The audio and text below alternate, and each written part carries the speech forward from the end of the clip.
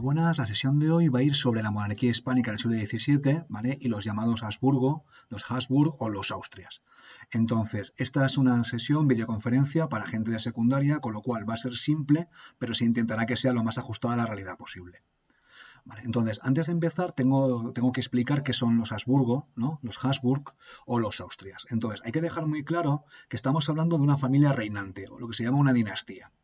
Esta familia, los Austrias, arriba tenéis un poco al patriarca de la familia, Carlos I o V de Alemania, que reinó en la primera mitad del siglo XVI. ¿Vale? Cuando murió él, se dividieron y una parte de los Austrias gobernaban en Madrid, la monarquía hispánica, y otra parte gobernaba en Viena, ¿vale? Que se llama en Viena, en Austria, sobre el Imperio Alemán. Entonces, eran una familia, eran como decirlo primos, ¿no? Se llevaban bien entre ellos, también se casaban entre ellos, lo que luego tendrá consecuencias bastante terribles, ¿no? Y eran probablemente, no, seguro, la familia más poderosa de Europa. Entonces, esta familia era los que gobernaban en la monarquía hispánica y en los territorios de Austria y del Imperio Alemán. Se les puede reconocer, si os fijáis, por la mandíbula. Ahí tenéis, Carlos, tiene la mandíbula muy pronunciada. ¿Vale? Puede que el pintor lo haya exagerado, pero sí que es cierto que cuando veáis una persona con mandíbula pronunciada, estamos ante un Habsburgo. Bueno, ahí tenéis un poco las posesiones de los Austria. Eran enormes y se extendían por toda Europa. La parte que está pintada de verde, no sé si soy un poco daltónico, ¿no? Son las posesiones de los Habsburgo, ¿vale? En la zona de Austria. Y luego la parte que está de marrón más clarito son las posesiones de los Habsburgo que gobernaban en Madrid. Si os fijáis, eran mucho más poderosos, ¿vale? Y gobernaban muchos territorios. Estaban dispersos y las comunicaciones entre ellos eran bastante complicadas. Vale, entonces, ¿qué decir de ellos? Vamos a hablar de la monarquía hispánica, que es la que nos interesa en esta exposición. Vale, la monarquía hispánica era incluso mucho más grande porque abarcaba territorios, ¿vale? De América a África. Fijaros que Portugal era parte de la monarquía hispánica, con lo cual los territorios eran enormes. Hay una frase de Felipe II, es: en mi imperio no se pone el sol. Pero básicamente era cierto porque las 24 horas del día el sol alumbraba alguna parte de sus territorios. Ojo con esto porque aquí se pasan con los colorines. En América del Sur, ¿vale? Había más o menos unos 100.000 personas de la península ibérica, españoles entre comillas, con lo cual pintarlo todo de verde es bastante exagerado. Pero bueno, estos son los territorios que la monarquía hispánica reclamaba para sí. Otro problema es que, ¿de qué hablamos? De España, la monarquía hispánica. Entonces, para los amigos se le puede llamar España, pero en la práctica no es un término, en la práctica y en la realidad no es el término más correcto, porque la monarquía hispánica eran muchos reinos diferentes, una especie de sistema federal, ¿vale? Que tenían diferentes leyes, diferentes monedas, lenguajes, costumbres y tradiciones. Por ejemplo, en Valencia se hablaba valenciano-catalán y luego después en Castilla castellano, en la zona del País Vasco pues vascuence, euskera, en Italia italiano.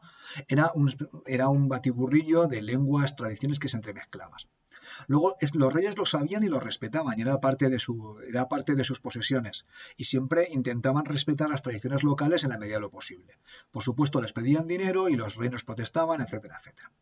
Bueno, ¿se puede hablar de España? Bueno, en algunos documentos aparece el término. Por ejemplo, Cortés, cuando conquista México, le llama Nueva España. José Rivera, cuando le está pintando en Nápoles, le llaman el españoleto, el españolito. Sí que es cierto que el término aparece, pero el término oficial, legal, era la monarquía hispánica, que era una unión dinástica, tenían en común, lo más importante que tenían en común eran los reyes. Ahora, hablando de los Austrias en España, la monarquía hispánica, el primero de esos es Felipe III. Ahí lo tenéis, ¿vale? Llevaban un bastón de mando. Aquí va un poco hace un poco de postureo militar como comandante militar, pero en la práctica su gobierno, ¿vale? Fue bastante pacífico, buscó la paz, ¿vale? Y lo más infamante de su reinado es que se expulsaron a los moriscos, a los moros de la península ibérica, por motivos religiosos, una razón, y también porque tenían miedo de que hubiera una invasión del Imperio Otomano. Luego aquí tenemos al segundo, que es Felipe IV, el rey planeta, que es un poco el Austria, el Habsburgo más importante. Si os fijáis en las fechas, gobernó muchísimos años, con lo cual las primeras obras de Velázquez aparece muy jovencito y al final de su vida aparece más mayor. Aquí, si os fijáis en el cuadro, está ya bastante tocado. Entonces tiene una historia desgraciada, no salió de la monarquía hispánica, estuvo en la zona de Castilla, ¿no? Entonces era el rey más poderoso de Europa, se llamaba a sí mismo el rey planeta. Uno de sus amigos, probablemente amigo y su pintor de corte, era Diego de Velázquez, y su principal ministro era el conde duque de Olivares. Felipe IV tuvo una vida un poco, bueno, tuvo una vida de privilegio porque era el rey, ¿no? Pero en su vida personal tuvo alguna desgracia. La principal de ella es que su principal heredero se murió, si me acuerdo bien, con 18 años, y al final él se quedó sin heredero primogénito varón. En esta época era muy importante que el rey tuviera un heredero varón, y entonces, fijaros lo que hizo, se casó con la que iba a ser la mujer de su hijo. Hoy en día nos parece un poco asqueroso, la verdad es que todavía cuesta entenderlo, y con la mujer con la que iba a ser la futura mujer de su hijo se casó e intentó tener más niños. Esta mujer se llamaba Mariana de Austria, que era además familia suya. Bueno, aquí tenéis uno de los niños que nacieron, Felipe Próspero, que a mí me da mucha penita porque murió con 4 años, ¿vale? Lo cual dice que en esta época la enfermedad afectaba a todo el mundo, tanto a pobres como a ricos. La verdad es que da bastante pena. El cuadro no está completo, pero hay un detalle cariñoso del pintor que le pinta un perrito a su izquierda, que es bastante curioso. Luego aquí tenemos otra escena que pinta Diego de Velázquez sobre la vida en la corte. En el centro tenéis a la infanta Margarita, ¿vale? Veis que es una Austria, es una alemana porque es rubia, ¿no? Que visita a su papá y a su mamá, que se pueden ver en el espejo, que están muy aburridos porque Velázquez el pintor, lo podéis ver a la izquierda, las está pintando. Este cuadro se llama Las Meninas, que eran las más mejores amigas, con perdón la expresión, de la princesa. Las Meninas eran una especie de nobles, ¿no? Que cuidaban y vigilaban a la princesa pues en su infancia, en un puesto bastante importante. A la derecha vemos a una chica de no mucho tamaño, que es una enana maribárbola, que es toda una serie de bufones que vivían en la corte. Estos bufones se encargaban de hacer la vida como más ligera a los príncipes y princesas. Y aquí tenemos al último rey de los Austrias, que llaman Carlos II el hechizado. Lo podéis ver un poco por la cara. También se le reconoce la mandíbula. Y fijaros que este es un cuadro que sale bastante bien favorecido, ¿vale? Este rey nació en el último segundo y nació con problemas mentales y físicos importantísimos. Su nacimiento, bueno, su supervivencia se consideró casi un milagro, pero fijaros que el milagro duró durante muchísimos años, ya que murió en 1700.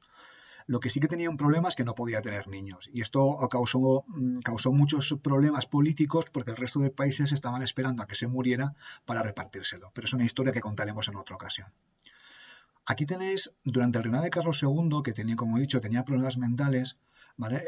Parte del gobierno, su primera ministra fue Mariana de Austria. ¿Os acordáis de la mujer que se iba a casar con el heredero de Felipe IV y que se le murió? La tenéis a la izquierda de princesa y luego la tenéis a la derecha de madre viuda, ¿vale? Y haciendo funciones de gobierno. Esto es importante decir porque las mujeres, aunque parece que no gobiernan, sí que tenían ciertos papeles en el gobierno, lo que ellas conseguían acumular y sortear pues, roles de género que existían en su época. Bueno, entonces, voy a resumir. En los Habsburgo gobiernan la monarquía hispánica durante el siglo XVII, está claro. Eran reyes de un imperio, de una monarquía muy poderosa. Tenían un montón de recursos, que eso incluía el oro y la plata de América, ¿vale? De las famosas minas de Zacatecas y el Potosí. Hay una frase en España que es esto vale un potosí para que significa esto vale muchísimo. Las flotas de Indias con oro y con plata llegaban a Sevilla o a Cádiz todos los años, ¿no? Y suponían que el rey de España, la monarquía hispánica, era el rey más poderoso de Europa, o por lo menos el más rico. Bueno, entonces, participan en la guerra de los 30 años, al final pierden y están a punto de desaparecer. Hay una rebelión en Cataluña que consiguen sofocarla, hay una rebelión en Portugal que no consiguen sofocarla y por eso Portugal hoy en día es un país independiente. Entre los historiadores se hablaba de decadencia. Bueno, puede ser, ¿vale? Decadencia, éramos poderosos y perdimos todo, bueno, etcétera, etcétera. Puede ser. Lo que sí que es cierto es que Francia, ¿vale? Se convirtió en más poderosa y más fuerte que la monarquía hispánica a lo largo del siglo XVII. O sea que si al principio del siglo XVII, al principio la monarquía hispánica era más poderosa, al final serán los Borbones en Francia. Aquí tenéis una especie de pintura de Sevilla, que era la ciudad más importante de la monarquía, y era la más importante porque está en una muy buena zona, está al Guadalquivir, y porque el oro y la plata de América se recibía aquí. ¿Vale? Se lo gastaban todo en iglesias y en guerras, pero bueno, Sevilla, que tiene un color especial, como dicen, es una de las ciudades y debe su importancia al comercio con América. Ahora voy a hablar un poquito de la guerra de los 30 años, ¿vale? Que va a aparecer en otras videoconferencias, etcétera, etcétera, que se puede definir como una guerra civil europea porque participan daneses, suecos, la monarquía hispánica, Francia, participan muchísimos estados que pelean entre ellos. Vale, no nos interesa saber mucho de la guerra, solamente que fue muy sangrienta, que los contemporáneos decían que era una ¿vale? Y que al principio de la guerra hay victorias de los españoles, de la monarquía hispánica, repito, España para los amigos, para abreviar, y al final de la guerra Francia se pone del lado de los protestantes, aunque era católica, ¿vale? Y Francia acaba ganando.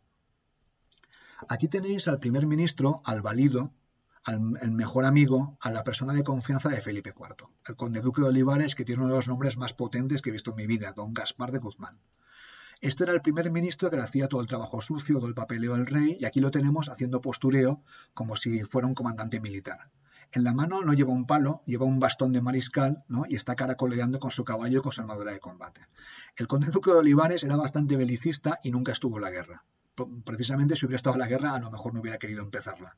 Este es un poco el señor culpable, ¿vale? O por lo menos no hizo todo lo posible por el cual la monarquía hispánica se implicó en la guerra de los 30 años.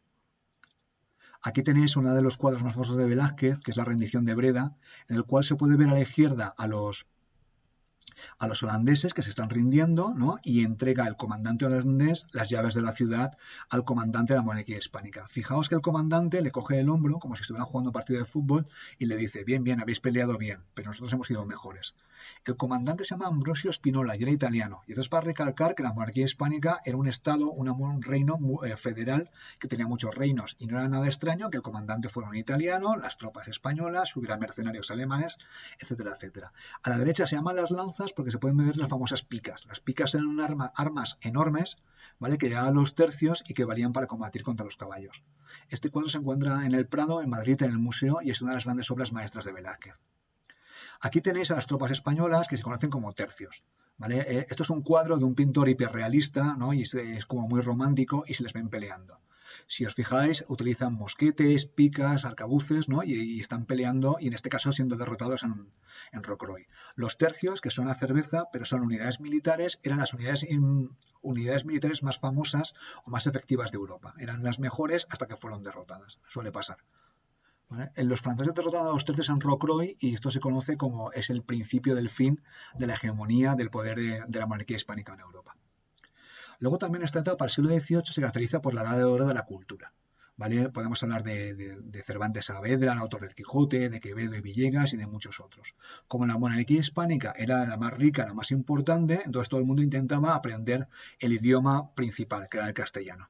¿Vale? Pues Quevedo es uno de los principales autores, hay muchos más, Lope de Vega, etcétera, Cervantes. Entonces el español se pone de moda, el castellano, precisamente porque España, la monarquía hispánica, es el imperio más importante en esta época.